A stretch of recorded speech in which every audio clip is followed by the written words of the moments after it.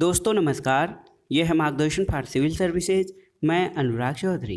दोस्तों आज की वीडियो में हम सॉल्व करेंगे उत्तर प्रदेश लोक सेवा आयोग द्वारा आयोजित गवर्नमेंट इंटर कॉलेज प्रवक्ता परीक्षा के लिए सभी अभ्यर्थियों के लिए अनिवार्य सामान्य अध्ययन का प्रैक्टिस सेट संख्या 22। दोस्तों ये वीडियो जीआईसी प्रवक्ता परीक्षा के साथ साथ government degree college, assistant professor और उत्तर प्रदेश लोक सेवा आयोग और अधीनस्थ सेवा चयन आयोग द्वारा आयोजित की जाने वाली अन्य परीक्षाओं के सामान्य अध्ययन खंड के लिए बहुत ही उपयोगी है। तो आइए सॉल्व करते हैं आज का प्रैक्टिस सेट जीआईसी प्रवक्ता परीक्षा सामान्य अध्ययन प्रैक्टिस सेट संख्या 22। दोस्तों आज का जो प्रैक्टिस सेट है इसका पहला प्रश्न देखते हैं। पहला प्रश्न है कि खाद्यान्नों की कृषि सर्वप्रथम कब प्रारंभ हुई थी, आपको बताना है। ऑप्शन है आपके नव पाषाण काल, मध्य पाषाण काल, पूरा पाषाण काल में या प्रोटो ऐतिहासिक काल में। तो सही उत्तर है दोस्तों खाद्यान्नों की कृषि सर्वप्रथम नव पाषाण काल में प्रारंभ हुई थी। दोस्तों खाद्यान्नों की कृषि का मतलब ये है कि मनुष्य जो है अस्थायी रूप से रहने लगा था और पशुपालन भी करने लगा था, और कृषि के आविष्कार के साथ बर्तनों की भी आवश्यकता महसूस हुई थी। इसके कारण कुंभकारी सर्वप्रथम इसी युग में प्रचलित हुई थी। दोस्तों नवपाषाण कालीन सभ्यता जो है भारत में, इसका प्रारंभ ईसा पूर्व 4000 के आसपास हुआ था, और बलूचिस्तान के मेहरगढ़ में एक ऐसी प्राचीन बस्ती जो वर्तमान में पाकिस्तान में है, जिसका समय 7000 ईसा पूर्व बताया जाता है। और नवपाषाण अर्थव्यवस्था का आधारभूत तत्व खाद्य उत्पादन और पशुओं को पालतू बनाने की जानकारी है, जिसका तकनीकी आधार पाषाण उपकरण है। तो सही उत्तर है दोस्तों खाद्यान्नों की कृषि सर्वप्रथम नवपाषाण काल में प्रारंभ हुई थी। अगला प्रश्न है कि सिंधु घाटी सभ्यता का कौन सा स्थान अब पाकिस्तान में है। ऑप्शन देखिए कालीबंगा, हड़प्पा, लोथर और आलमगीरपुर। तो सही उत्तर है सिंधु घाटी सभ्यता का हड़प्पा स्थल, और जिसके नाम पे दोस्तों सिंधु घाटी को हड़प्पा सभ्यता भी कहा जाता है। ये हड़प्पा वर्तमान में पाकिस्तान में है। दोस्तों हड़प्पा जो है वर्तमान में पाकिस्तान के पंजाब प्रांत के मांटगोमरी जिला में रावी नदी के किनारे स्थित है, और सबसे पहले 1921 में दयाराम साहनी द्वारा उत्खनन करके प्राचीन सिंधु घाटी सभ्यता का उद्घाटन किया गया था। तो सही उत्तर है हड़प्पा जो है, जो ये वर्तमान में पाकिस्तान में है। दोस्तों इसके अलावा जो कालीबंगा है, कालीबंगा राजस्थान के श्रीगंगानगर जिले में घग्गर नदी के बाएं किनारे पर स्थित है।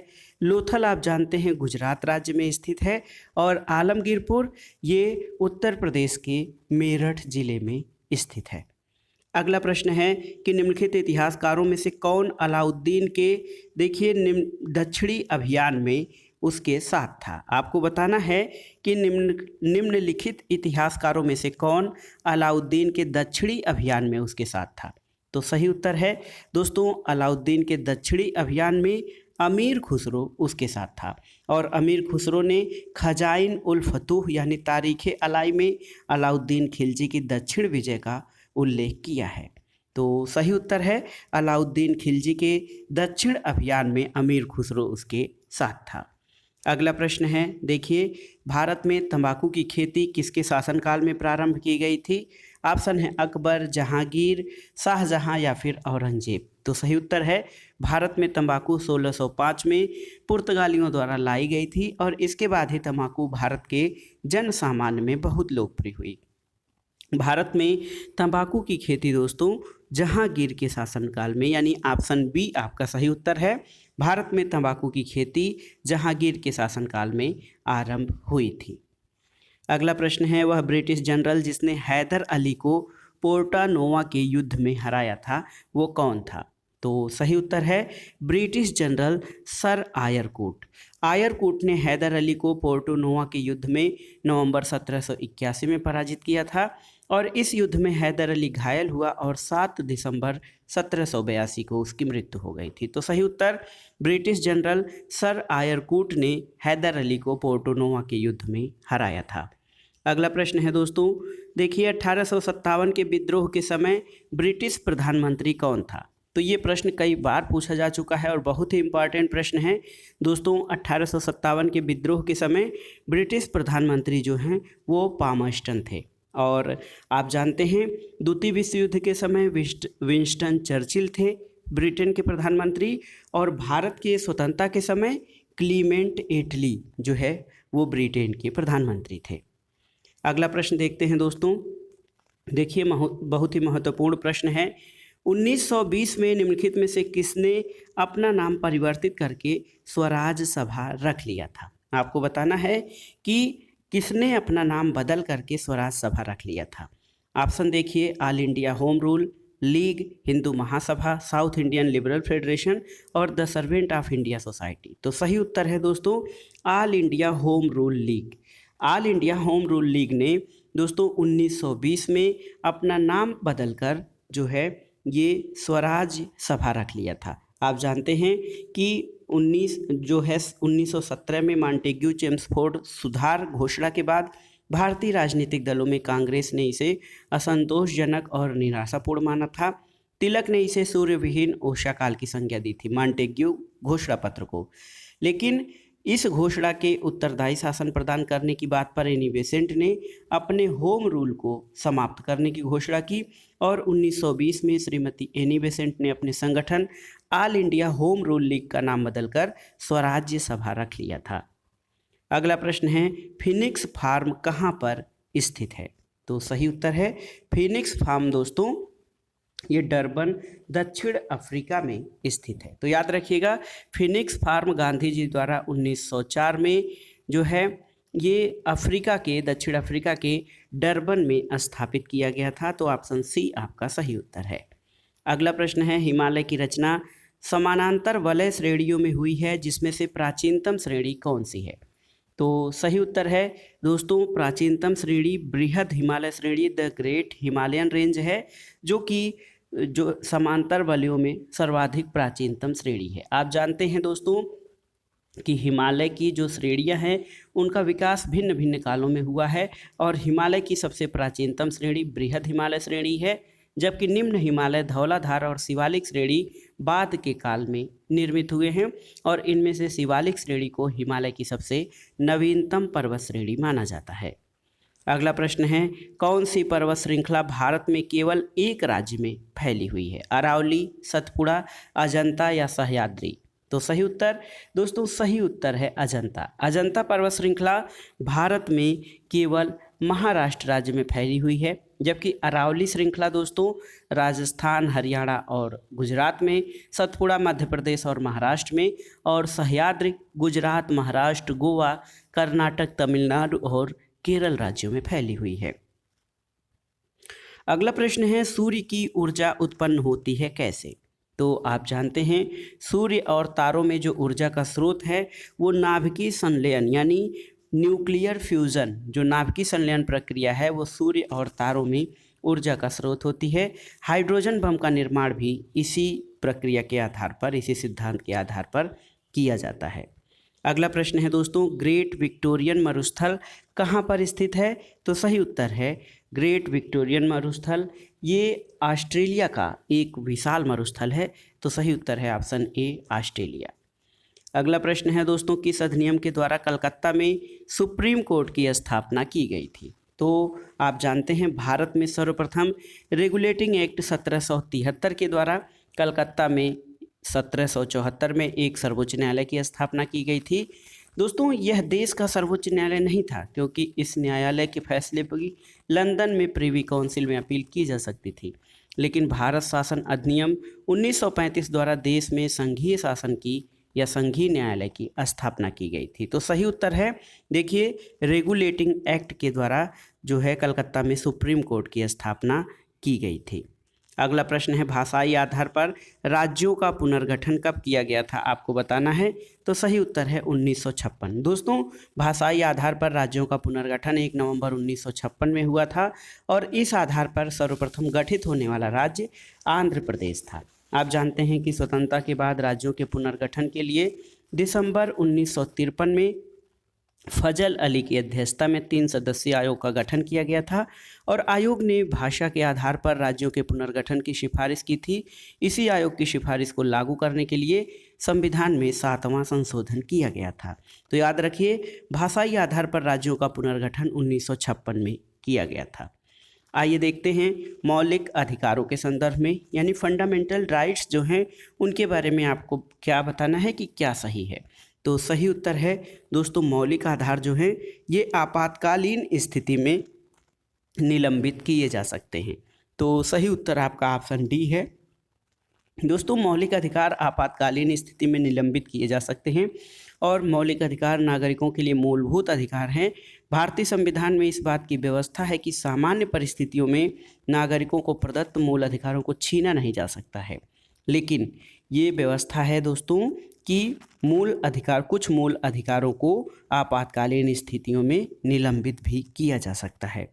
अगला प्रश्न है, भारतीय राजनीतिक व्यवस्था में कार्यपालिका किसके अधीन रहकर कार्य करती है। तो आप जानते हैं कि भारत में संसदीय शासन व्यवस्था को अपनाया गया है, जिसमें कार्यपालिका जो है वो क्या है, विधान पालिका यानी लेजिस्लेचर के अधीन रहकर कार्य करती है।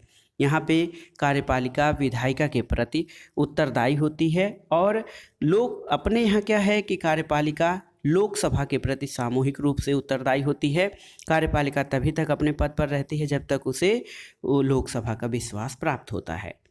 अगला प्रश्न है, आकस्मिकता निधि को राष्ट्रपति कैसे व्यय कर सकता है। तो सही उत्तर है संसदीय स्वीकृति से पूर्व। दोस्तों, राष्ट्रपति जो है आकस्मिक निधि यानी कॉन्टीजेंसी फंड को अनुच्छेद 267 के अनुसार संसद की अनुमति के पूर्व खर्च कर सकता है और इस आकस्मिक निधि की स्थापना संसद द्वारा की जाती है, परंतु यह निधि पूर्ण रूप से राष्ट्रपति के अधीन होती है। अगला प्रश्न है, मानवीय गरीबी सूचकांक किस वर्ष में विकसित किया गया था, आपको बताना है। तो सही उत्तर है वर्ष 1997।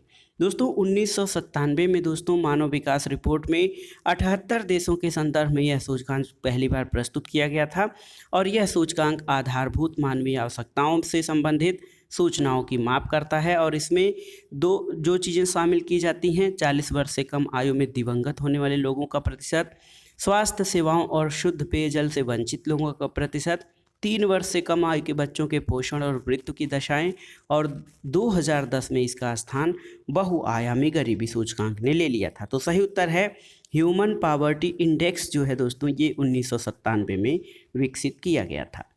अगला प्रश्न सामान्य विज्ञान से है, आवृत्ति यानी फ्रीक्वेंसी को किस में मापा जाता है। तो सही उत्तर है हर्ट्ज में। ऑप्शन ए आपका सही उत्तर है। हर्ट्ज जो है आवृत्ति की इकाई होती है, इसको कंपन प्रति सेकंड भी कहा जाता है। तो सही उत्तर है हर्ट्ज आवृत्ति मापने की इकाई है। अगला प्रश्न है, डॉक्टरों द्वारा प्रयुक्त होने वाला स्टेथोस्कोप किस सिद्धांत पर कार्य करता है। तो सही उत्तर है दोस्तों, डॉक्टरों द्वारा प्रयोग किया जाने वाला स्टेथोस्कोप या जिसको आला कहते हैं, ये ध्वनि तरंगों के अध्यारोपण के सिद्धांत पर कार्य करता है और इस यंत्र के माध्यम से डॉक्टर हृदय और फेफड़ों के रोगों की पहचान करते हैं। अगला प्रश्न है कि प्लास्टिक से कौन सी गैस उत्पन्न होती है, आपको बताना है। तो सही उत्तर है दोस्तों, प्लास्टिक से जो है ये पॉलीथिलीन गैस उत्पन्न होती है। देखिए, बहुत से असंतृप्त हाइड्रोकार्बन जैसे एथिलीन, प्रोपिलीन और आदि के बहुलकीकरण की प्रक्रिया के बाद जो उच्च बहुलक बनता है उसे प्लास्टिक कहा जाता है। प्लास्टिक वह पदार्थ है जो बनने के क्रम में कभी मुलायम रहा हो और जिसे आसानी से सांचों में ढालकर इच्छित सामान बना लिया जाए। तो यहाँ पर देखिए, पॉलीथिलीन गैस जो है वो प्लास्टिक से उत्पन्न होने वाली गैस है। अगला प्रश्न है, मस्तिष्क जिम्मेदार है किसके लिए। ऑप्शन है आपके सोचने के लिए, हृदय गति के नियंत्रण के लिए, शरीर के संतुलन के लिए और उपर्युक्त तीनों के लिए। तो सही उत्तर है दोस्तों, मस्तिष्क जो है उपर्युक्त तीनों के लिए यानी सोचने के लिए, हृदय गति नियंत्रण के लिए और शरीर के संतुलन के लिए, तीनों के लिए जिम्मेदार है। अगला प्रश्न है, विश्व पर्यावरण सुविधा का आरंभ कब हुआ था। तो सही उत्तर है विश्व पर्यावरण सुविधा का आरंभ 1991 में हुआ था। दोस्तों अक्टूबर 1991 में 183 देशों के सहयोग से विश्व पर्यावरण सुविधा का प्रारंभ हुआ था। ये वैश्विक पर्यावरण समस्या के हल और सतत विकास को बढ़ावा देने के लिए एक मंच प्रदान करता है। अगला प्रश्न है, किस विघटन नाभिक प्रदूषक ने हाल में जनता का ध्यान आकर्षित किया है जो भवन निर्माण सामग्री में विद्यमान होता है?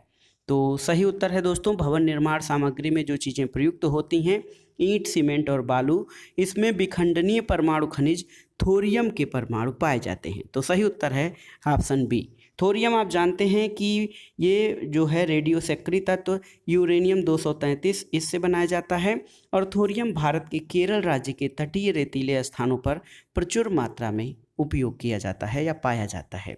तो सही उत्तर है भवन निर्माण सामग्री में थोरियम विद्यमान होता है।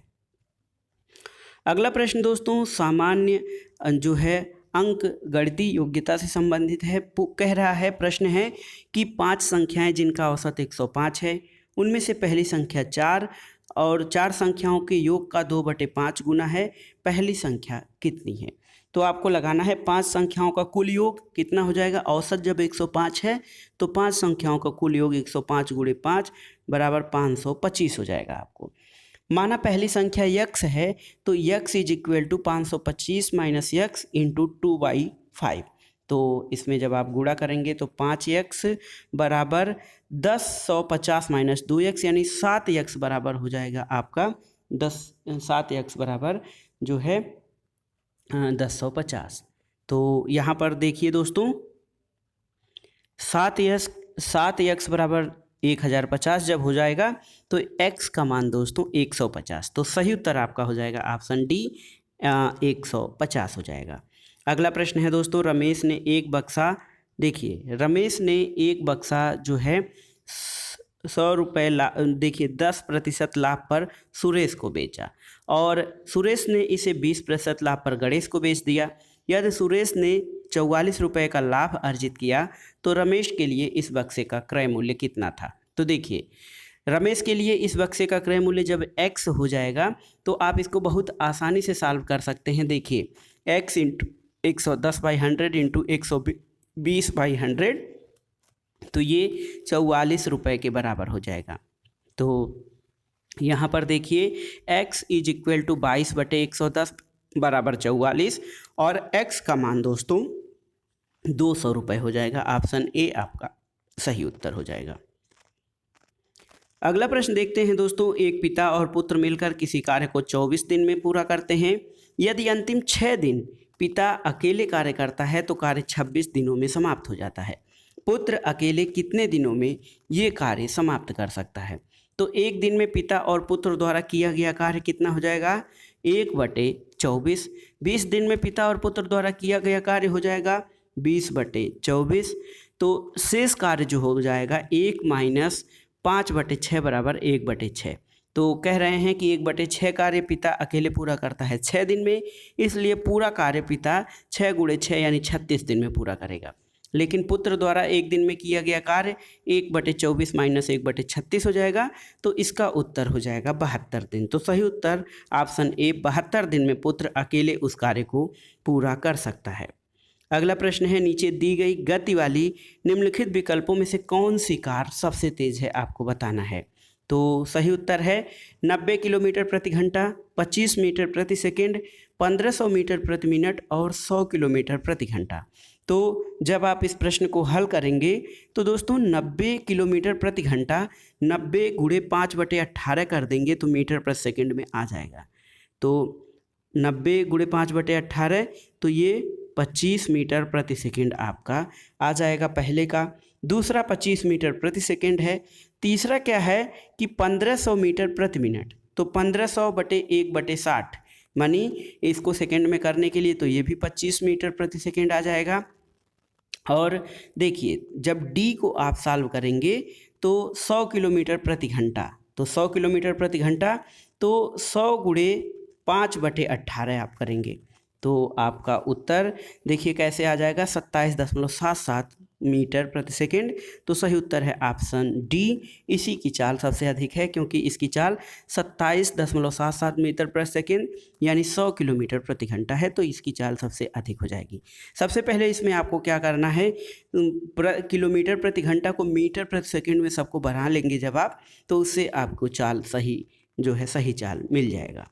अगला प्रश्न है, स्वच्छ भारत पुरस्कार 2020 में किस राज्य ने प्रथम स्थान प्राप्त किया था?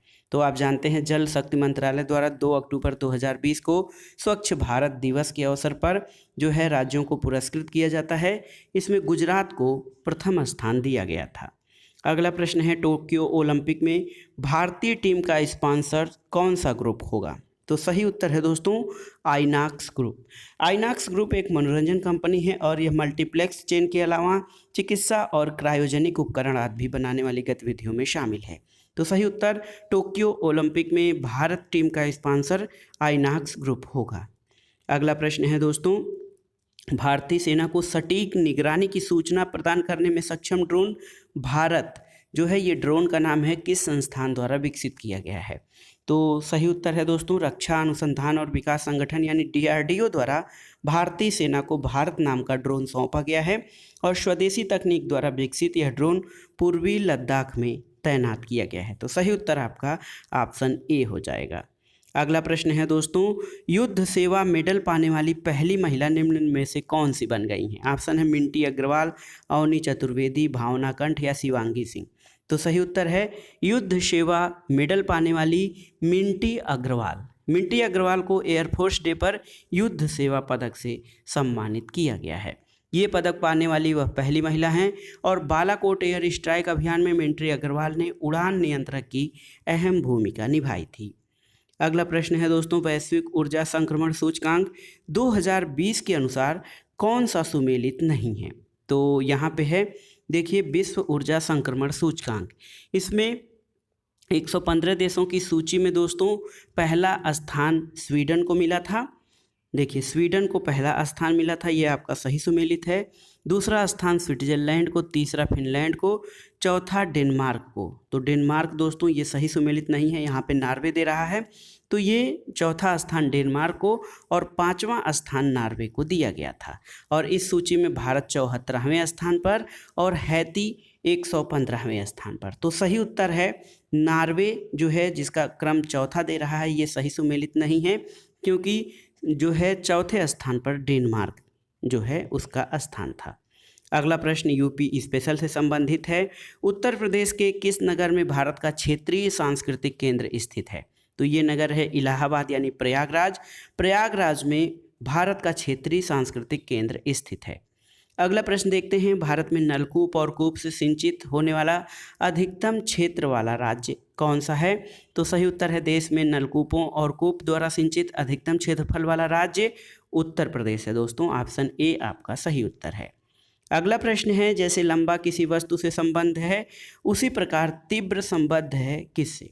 तो लंबा जो है आप कह रहे हैं कि लंबा किसी वस्तु से संबद्ध है, तो उसी तरह लंबा किसी वस्तु की माप बताता है। उसी प्रकार तीव्र क्या है, वो तीव्र ध्वनि स्तर का मापन करता है। तो सही उत्तर है ऑप्शन जो है सी ध्वनि। तो आप देखिए लंबा किसी वस्तु की लंबाई का मापन होता है और तीव्र इनमें से मुलायम धीमा ध्वनि और स्वर स्तर में से ध्वनि का जो है मापन है। अगला प्रश्न एक श्रेणी है, इसमें आपको अगली संख्या बतानी है। देखिए 13 के बाद 14 के बाद 18 के बाद 27 और 27 के बाद 43। तो आप देखिए 13 में 1 जोड़ने पर 14 में 4 जोड़ने पे यानी 2 का वर्ग जोड़ने पर 18 में 3 का वर्ग यानी 9 जोड़ने पर 27 में 4 का वर्ग यानी 16 जोड़ने पर आपका 43 आ रहा है। तो 43 में 5 का वर्ग आप 25 जोड़ेंगे तो सही उत्तर आपका हो जाएगा 68। सही उत्तर है आपका ऑप्शन डी। अगला प्रश्न है दोस्तों, 5 किताबें ABCDE एक मेज पर रखी गई हैं। किताब डी किताब सी के नीचे है और किताब बी किताब ई के नीचे है। किताब ए किताब सी के ऊपर है लेकिन किताब बी के नीचे है। सबसे ऊपर और सबसे नीचे रखी किताबें कौन सी होंगी? तो देखिए कह रहे हैं 5 किताबें ABCD मेज पर रखी गई हैं। तो किताब डी जो है सी के नीचे है, तो डी जो है ये सी के नीचे है। और कह रहे हैं कि तथा किताब बी ई के नीचे है। बी जो है दोस्तों ये ई के नीचे है, यहाँ पे आप बी बना लीजिए, तो ये ई के नीचे है। अब कह रहे हैं कि किताब ए सी के ऊपर है, तो सी के ऊपर किताब ए हो जाएगी, और लेकिन किताब बी के नीचे है, तो एकदम सही है। तो कह रहे हैं सबसे नीचे रखी, सबसे ऊपर और सबसे नीचे, तो सबसे ऊपर ई हो जाएगा और सबसे नीचे डी, तो सही उत्तर आपका ऑप्शन बी हो जाएगा, ई और डी। अगला प्रश्न है संघाई सहयोग संगठन यानी CSCO, संघाई सहयोग संगठन। तो SCO के शासनाध्यक्षों का 19वां नियमित शिखर सम्मेलन 30 नवंबर 2020 को वर्चुअल बैठक में भारत का प्रतिनिधित्व किसने किया था? तो सही उत्तर है इसमें भारत का प्रतिनिधित्व M वेंकैया नायडू ने किया था। इस प्रैक्टिस सेट का आखिरी प्रश्न करेंट अफेयर से ही है कि नवंबर 2020 में अंतर्राष्ट्रीय समुद्री संगठन यानी इंटरनेशनल मेरीटाइम ऑर्गेनाइजेशन की समुद्री सुरक्षा समिति ने किस देश के क्षेत्रीय नेविगेशन को मान्यता दी है? तो सही उत्तर है दोस्तों ये IMO की समुद्री सुरक्षा समिति ने अपने 102वें सत्र के दौरान Indian regional navigation satellite system यानी IRNS को हिंद महासागर क्षेत्र में संचालन के लिए भारत को मान्यता दी है। ऑप्शन ए आपका सही है। भारत ये मान्यता प्राप्त करने वाला चौथा देश है और पूर्व में अमेरिका, रूस, चीन ये मान्यता प्राप्त कर चुके हैं। तो दोस्तों ये था आज का वीडियो। इसमें हमने सॉल्व किया UPPSC यानी उत्तर प्रदेश लोक सेवा आयोग द्वारा आयोजित गवर्नमेंट इंटर कॉलेज प्रवक्ता परीक्षा के लिए अनिवार्य खंड सामान्य अध्ययन का प्रैक्टिस सेट। दोस्तों ये वीडियो लोक सेवा आयोग द्वारा आयोजित की जाने वाली अन्य परीक्षाओं के सामान्य अध्ययन खंड के लिए भी उपयोगी और महत्वपूर्ण है, तो आप इस प्रश्न पत्र को सॉल्व कर लीजिएगा। वीडियो आपको कैसा लगा हमें कमेंट बॉक्स में ज़रूर बताइएगा। वीडियो को लाइक करें, शेयर करें और इस चैनल मार्गदर्शन फॉर सिविल सर्विस को सब्सक्राइब करें। वीडियो देखने के लिए धन्यवाद दोस्तों, नमस्कार।